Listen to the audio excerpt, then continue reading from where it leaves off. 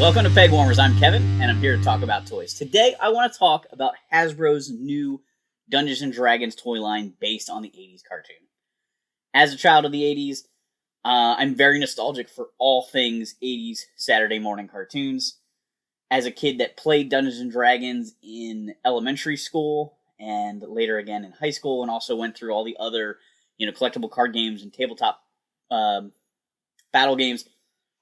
These kind of things, these brands, are dear to my heart, and a lot of these characters, the characters from the cartoon show, have a bigger impression on me than some of the, say, like Forgotten Realms characters that may have been in a novel I didn't read, or a face on a Dungeons & Dragons trading card that I collected, but, just went in a binder. I'm really excited that Hasbro's doing these figures. I am a little bummed out, though, that they're in closed boxes. I have Bobby here. He's packed in with Uni, which makes total sense. Uni was a little sidekick character from the show. Another classic, annoying sidekick type character. Frank Welker did the voice, very just irritating after a while. But, what kid didn't want to go into Dungeons & Dragons and have a pet unicorn? Like, it was cool. It was very, very cool. Bobby was the, headstrong, rush into battle with his club character that, didn't think first, was jump to action. Other characters on the team helped balance him out, which was a nice dynamic and shows how a Dungeons & Dragons party should work, right? You have different characters with different skills, different personalities. The show was really cool, but if you never saw it, the Saturday morning opening sequence, which used to be such a big deal, has kind of gone away with shows now. They have such quick openings. Kids go to an amusement park, they get on this ride called Dungeons & Dragons, and the little carts go into the, like demon mouth head, like a tunnel of love kind of, whatever amusement ride, and they get sucked into another realm, the realm of Dungeons & Dragons. There, they each get specialized equipment from Dungeon Master, and they are on a quest to try to get home, all the while fighting Venger, the main bad guy, as well as lots of, Dungeons & Dragons related monsters and traps and things like that. Really great concept for a kid's adventure show, and also a really smart marketing technique for Dungeons & Dragons. At the time, TSR, the company that started Dungeons & Dragons, had licensed D&D to LJN for action figures. They had also, had commissioned this cartoon or licensed it to a cartoon company, but the two were not really intertwined. The toys by LJN were much more based on the actual game, making figures of monsters from the game, the manuals and things like that, but also like famous characters that were created by the early D&D creators. Very few characters crossed over into the cartoon, and no figures were made of the cartoon main characters. There were some European, like, little PVC minifigures that were made of the characters from the show, which are highly sought after. Probably the reason why these eventually got made. When a company sees that there's minimal merchandise for their brand, but that merchandise is calling for a high dollar value, that's a sign that they can sell merch, for sure. I saw the show as a kid and loved it, and then mostly forgot about it until I started playing Dungeons & Dragons, which was in, like, mid-elementary school. My friends and I played a sort of modified version, and I was going through a sticker, like a box of stickers that I had, a collection of stickers, and I found a Tiamat sticker, and that kind of got me, like, triggered me back into the memories of the Dungeons & Dragons show.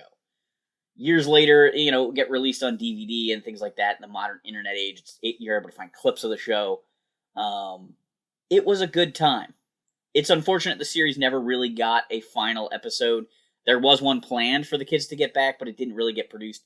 Some fans have put together a cool fan-created version of that episode using clips and recordings from the cast, which is a neat idea, but it would have been great to have that series kind of get a proper finale. So Hasbro is making figures, and I have Bobby here. They have released so far 3 of the kids. I've got Bobby, I've got Hank, I've got Diana, and then they've also released a special 2-pack, which I believe is a Target exclusive. Venger and Dungeon Master. So you have the main bad guy and sort of the hero's guide who doesn't really interfere with the game. He just kind of gives the kids advice. Those make up this special set. Each pack comes with a gaming dice, so if you collect the entire set, you eventually would have all of the Dungeons & Dragons gaming device, and I think that's actually a pretty cool pack-in to include in a toy line like this to tie it back to the game, something LJN didn't really do. Overall, I think this is a cool concept for a toy line, and I'm glad that we're getting it. One other thing I did want to show off, if I can line things up right here, the sides of the boxes make a little mural. The sides of the boxes make a mural showing off all the characters. You can actually see like the monster head background for the ride there. So that's a neat thing if you do want to keep these guys boxed. My plan all along was to open them and be able to display them. But unfortunately, I've heard there's some QC issues. And a lot of people are having problems with figures breaking. So I am going to open these up. I'm going to put the figures in boiling water and try and soften up paint and joints before I adjust anything, just to make sure I don't break these figures, or try not to break these figures.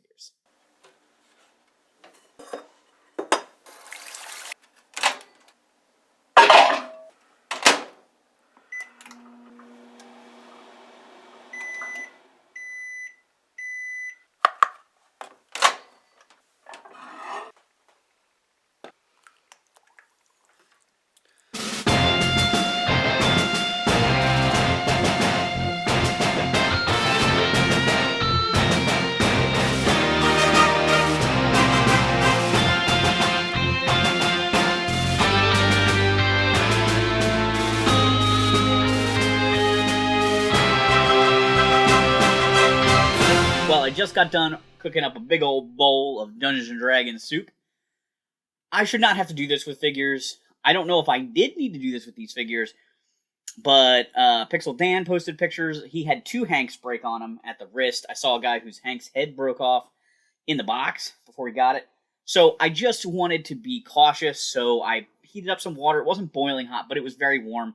Put the guys in it, let them soak for a second, and then, take them out and carefully exercise those joints to try to get them to work well for moving, right, without having a problem. One other thing I wanted to point out about the packaging before I took them out, but forgot to, is I think it's really creative the way they molded the packaging here, like folded the cardboard to look like the corner of a dice.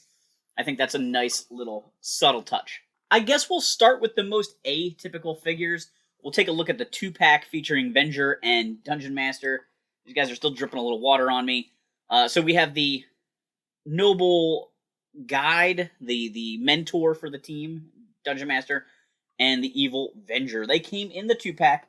It also came with a cool little backdrop that would also possibly work as like a Dungeon Master screen for playing D&D. It is a nice shot of the amusement park. So a little bit of cardboard to bolster the value of the pack, I guess. Dungeon Master is a pretty small figure. He's a very small character. They don't really explain what race he is in the cartoon at all. I don't know if he's supposed to be a halfling or if he's just a really small human. He is almost like a slug figure. Like his whole body is one piece. But then he does have articulations at the shoulders, the wrists, and at the head. But due to his hair design, you're not going to get a lot of posing out of that head. But you can at least move his arms around and have him point to things, or he could hold an item. Not that he comes with an item, but he could hold something, which might be useful for the way you display stuff. He could be handing the kids their weapons or whatever. Overall, I think he looks pretty good. They did a nice job of kind of capturing the likeness of the character. He's got lots of different tones. He's got the darker maroon color of his base plastic. His plastic overcoat tunic piece is a different shade. There's some gold paint in there. Really, does a pretty nice job of capturing that character. Venger, our big bad guy, is kind of hampered by his design a little bit. He does have a figure underneath there with legs and things, but you're not going to do much with those because of the plastic skirt piece. They almost probably could have just given him a flat bottom, made this hollow or something, and not bothered with the legs. It's nice that there's legs there, I guess, but there's not much you can do with those. His upper body, again, due to the design, the shoulder pieces of his cloak here are going to hinder his upper arms quite a bit, giving you basically just elbow and wrist articulation. His head also doesn't turn all that much because of the sort of the shape of his cowl coming down and rubbing against his chest. I think this is a situation where multiple heads or a face plate that could swap might be nice.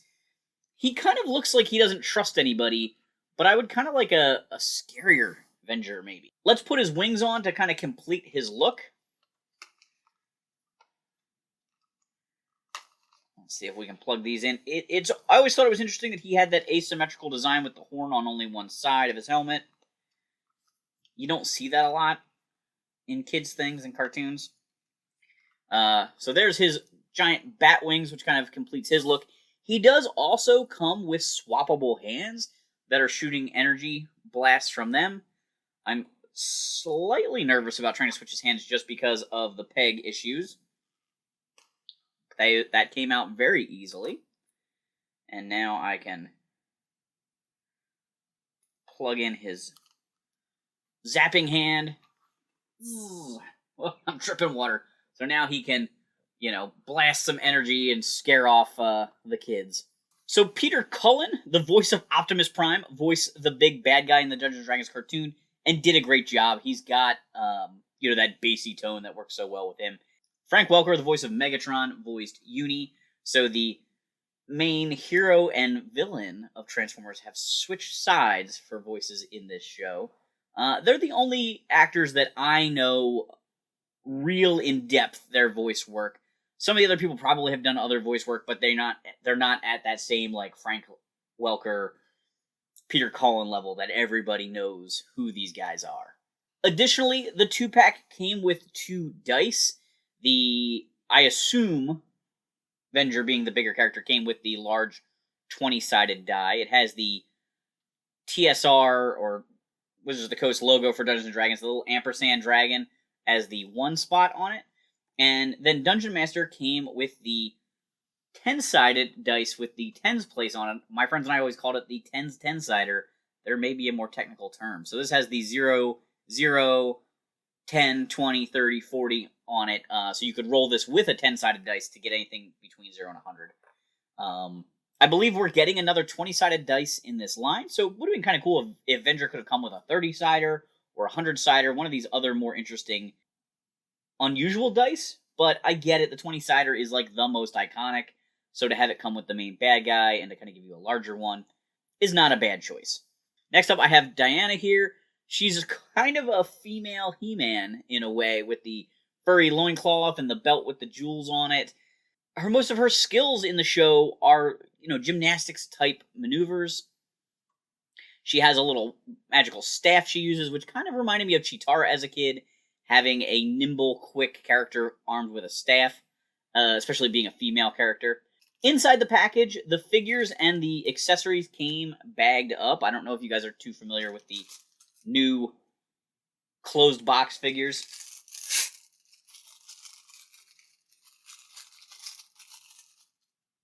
So for accessories, she has a 20-sided dice in the more traditional size. I'm looking on this to see if it has the logo.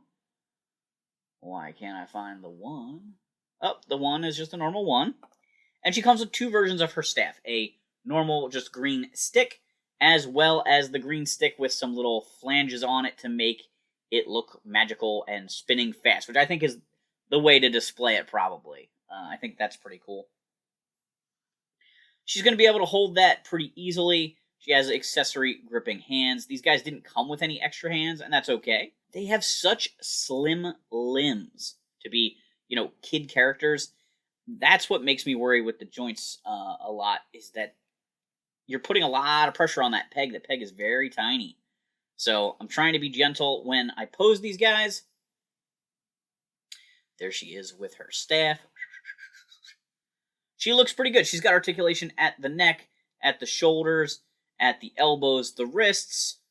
So pretty standard stuff there. She's got a cut below her bikini top there to give her a swivel at the waist, in a sense. She's got hip joints that move out to the side pretty nicely. They can go forward and back. The skirt loin piece does interfere some. Double jointed knees. She's got rockers at the ankle, it feels like. I thought I moved these during the cooking section of the show. She doesn't have any thigh cuts or boot cuts or anything like that, so her legs are a little limited, and I believe it was mentioned that she should have thigh cuts. I thought someone online said she had thigh cuts on the box art. It does look like she has thigh cuts in the packaging render, so that is kind of interesting that was dropped. It would break up the sculpt a little bit, but probably wouldn't have been too big of a deal. More articulation is always welcome. Next, we'll go to Bobby. Bobby was kind of my favorite as a kid, probably because he's the youngest kid on the team, and I was pretty little. They did a good job with his character of having him express frustration with the other kids. He was always kind of the brave one. He would jump headfirst into action, but he wouldn't really think it out, and the other kids would kind of scold him for that a little bit and kind of baby him sometimes, look out for him. So that was an interesting part of his trait. He has boot cuts, I'm seeing here. I'm going to go back to Diana real quick and just double. She does have boot cuts. All right. Sorry, I hate to misreport information. Ooh, that one is tight. All right. Glad I cleared that up. So Bobby has his helmet permanently attached. He's got his little long hair there. He's got articulation at the head, articulation at the shoulders, elbow. Oh, and his elbows are really hard to move.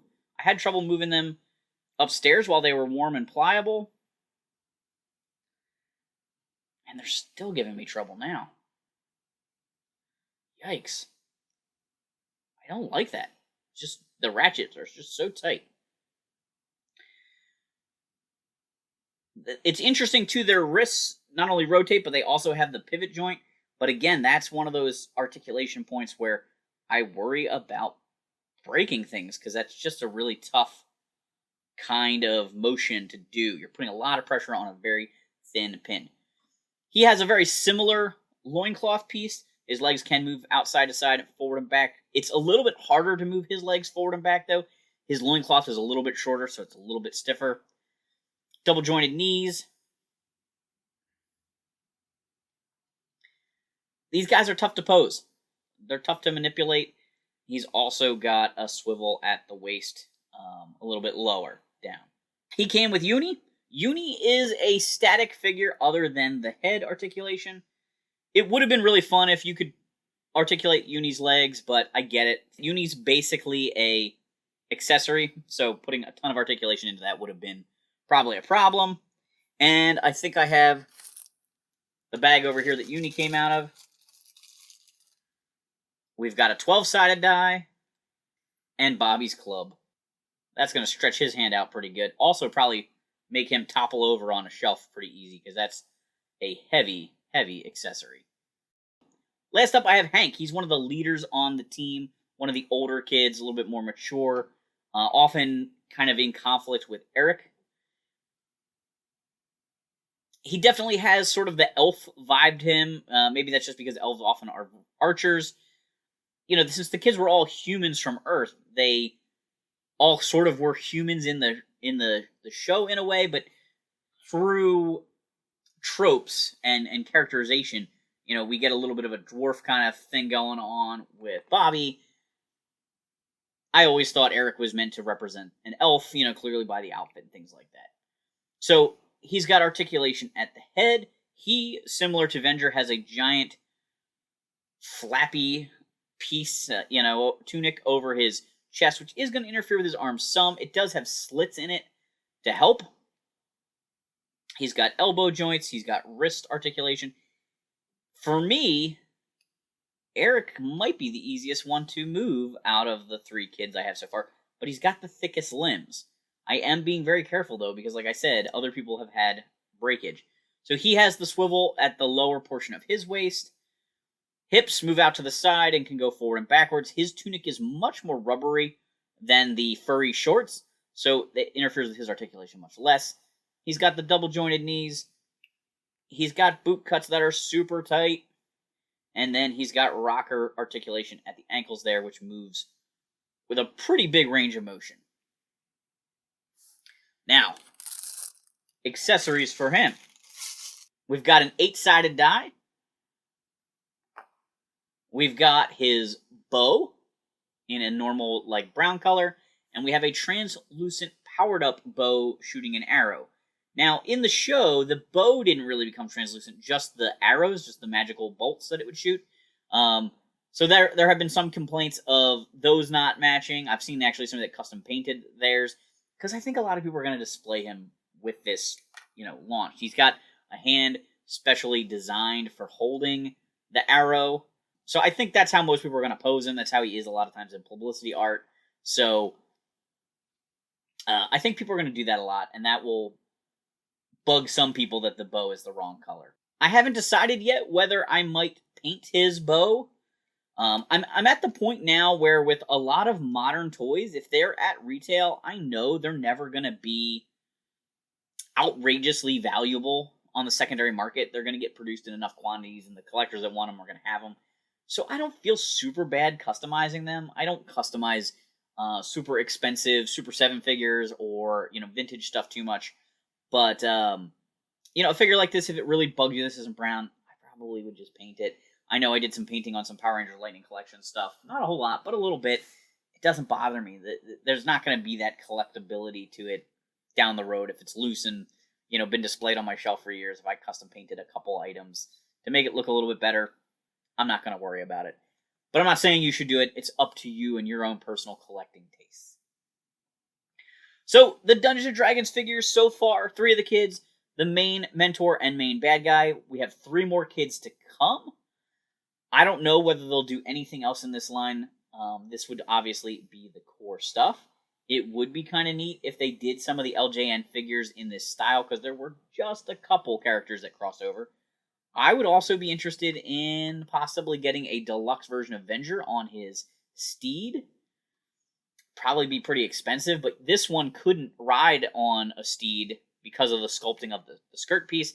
They would definitely have to make a whole new skirt that was sculpted to fit over the horse if they did something like that. Tiamat would be incredible, but would also be huge and expensive. So I'm not holding my breath. I think this is probably a celebration of Dungeons & Dragons here. And this might be all we get. But I think they're really neat. I'd love to know your comments down below. Did you have fond memories of watching this show as a kid? Did you buy any of these? Did they hold up when you took them out of the package? It's fun to be finally getting some of these things. I'm trying to think of some other examples. There's usually like 1 or 2 toys from a toy line that have been a thing that we've always wanted as collectors. And then we finally get them in the modern era. Like when Motu Classics came out, getting a Queen Marlena I thought was really cool. Getting an Adora figure I thought was really cool. Getting like these versions of classic characters that we never got back in the 80s. Shadow Weaver, another great example of a character that never got a figure but always deserved one. And these guys, similarly, it's not like a figure within a line, but a whole line of figures that we just didn't really get back in the day that deserved to be toys. And I'm excited for that. That's the kind of stuff that makes me happy as a collector. I have to figure out where I'm going to put these guys in the basement. Maybe some sort of Dungeons & Dragons shelf. These are not in scale with the LJN figures at all. And that's okay. But they might look, the LJN guys might look a little short standing around these guys. I don't have all the LJN D&D figures, but I have a variety of them. If you are interested in learning more about the LJN Dungeons & Dragons line, you have to check out the episode I did with Farpoint Toys, all about Dungeons & Dragons toys. They have an amazing collection. I'm sure they picked these guys up. This would have been a great topic to talk about with them, but I just got them from Target and wanted to check them out. I wanted to share them with you guys, so there wasn't time to try and schedule with other people and make that work.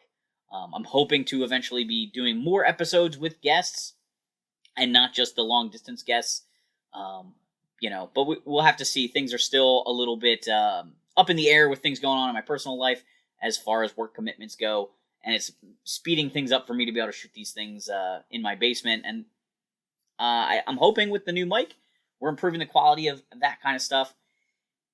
The microphone was purchased by the supporters on Patreon. Their money went to buy the microphone to help improve the quality. If you have the means to do so and want to help support the show, consider joining Patreon. There is bonus content posted there frequently. Not quite exactly what I expressed on the tiers in that sense. I'm not pumping stuff out quite the same way I had hoped to now that I'm editing the show. But I am putting bonus content up there, including last week's episode, a little bonus, some outtakes, as well as some additional new to the collection items from the How Do You Display Your Toys episode. Alright guys, thanks for hanging on the peg with me. Look forward to seeing you soon.